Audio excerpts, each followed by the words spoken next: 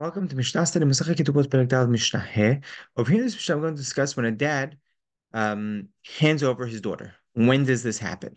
So, if he's handing over his daughter in marriage, so at the time when actually get married, that's when she leaves his jurisdiction and goes to the husband's jurisdiction. But let's say there's an agent in between. Let's say he's handing over a daughter in marriage, but he's not here. He's living in a different city, right? So at what point is she now under the husband's jurisdiction? Now there's nafka there's actually a difference. There's a halachic ramification over here, and that is when, let's say, she's the daughter of Israel and she's getting married to a Kohen. When is she allowed to eat teruma? Right? Is it, when she starts to travel to the husband's house, when, the agent picks her up? When exactly is this? So, Le'olam hi b'rshut ha'av ad shetikanes lachuppah, right? She's in the dad's jurisdiction, right, authority until she enters the chuppah, until she's married. Mesara ha'av l'shluchei ha'ba'al, right? So, by the way, not from engagement, right, from the time they get married. I'd point out over here that wasn't always the case.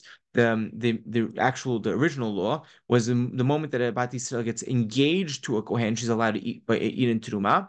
But Chazal put a gezerah in place. They were worried that if she's allowed to eat teruma when she's only engaged, so she's still in her dad's house, then maybe some other people are going to sit down and eat with her, right? And you're not allowed to eat teruma. A person eats teruma, it's chayav mitabi shamayim, right? So they said that you're not allowed to eat teruma even if you're engaged to a kohen, right? So at what point are they? Is she now in the husband's jurisdiction when they're officially married, not when they're engaged?